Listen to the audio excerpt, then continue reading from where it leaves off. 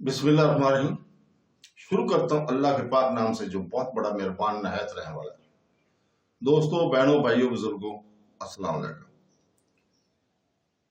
हम कुरान पाक से शिफा और वाक़यात पामोमनी इस्लामी मालूमाती सीरीज की वीडियोस में हम आपके सामने आज इस वीडियो में बयान करेंगे कि अल्लाह ताला बनी आदम को इनके ज़हूर के बारे में क्या हुक्म देता है। दोस्तों, अल्लाह ताला कुरान में वाज़ा और गहरी हिदायत देता है कि मोमिनीन बाखसूस बनी आदम को मस्जिद में आते वक्त किस तरह हाजिर होना चाहिए। सूरह अहराफ आयत नंबर 31 में अल्लाह ताला फरमाता है, ऐ बनी आदम, हर मस्जिद में अपनी जीनत ले लो और खाओ पियो, लेकिन हद से तजावुज ना करो। बेशक वो ज्यादती करने वालों को पसंद नहीं करता। ये आयत मोमिनों को हुक्म देती है कि वो मस्जिद में जाते वक्त सफाई हिया और मुनासिब लिबास के साथ बयान पेश हों। इस आयत में जो लफ्ज जिना इस्तेमाल हुआ है, इससे मुराद जीनत है, जिसमें साफ सुथरे कपड़े, अच्छी शक्ल और सूरत और अच्छे अखलाक शामिल है। इस्लाम अंदरूनी पाकीज़गी की कोई अक्कासी के तौर पर ज़ाहिरी सफाई पर बहुत ज्यादा जोर देता है। ये आयत सिर्फ लिबास के बारे में नहीं है, बल्कि अल्लाह ताला की बारगाह में बिलखसूस इसके घर में तालीम और तकरीम के बारे में है।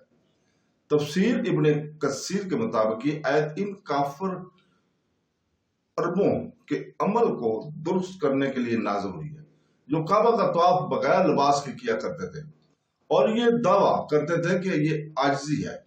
अल्लाह ताला ने इस गुमराह कुन अकीदे के जवाब में बनी आदम को मस्जिद में हर इबादत के लिए मुनासिब लिबास पहनने का हुक्म दिया। इमाम इब्ने कसीर लिखते हैं कि तफसीर नंबर इब्ने कसीर की तफसीर सूरह अहराफ आयत नंबर 31 की है। इस आयत से मालूम होता है कि मस्जिद जाते वक्त बेहतरीन और साफ सुथरे कपड़े पहनने की सिफारिश की गई है, खास तौर पर जुमा और ईद के लिए।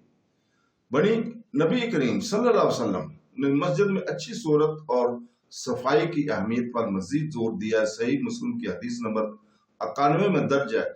एक हदीस में रसूल पाक सल्लल्लाहु अलैहि वसल्लम ने फरमाया, अल्लाह खूबसूरत है और खूबसूरती को पसंद करता है।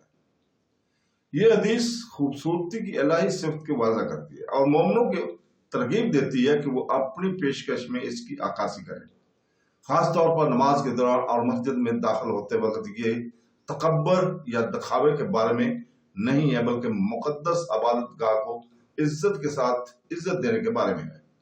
इमाम बुखारी की एक और सही रवायत से मालूम होता है कि रसूल पाक सल्लल्लाहु अलैहि वसल्लम के पास जुमा और ईदीन की नमाज के लिए खसूसी कपड़े थे। सही बुखारी हदीस नंबर 912 में नबी करीम सल्लल्लाहु अलैहि वसल्लम के पास एक मखसूस लिबास था जिसे वो जुमा और ईद के लिए पहनते थे। तो दोस्तों, इससे मस्जिद के लिए मखसूस साफ और पेश करने के काबिल लिबास पहनने का सुन्नत अमल जाहिर करता है। ये कुरानी हदायत की मजीद तस्दीक करता है कि इबादत गाह में दाखिल होने के लिए रूहानी और जिस्मानी दोनों तरह की तैयारी की जरूरत होती है।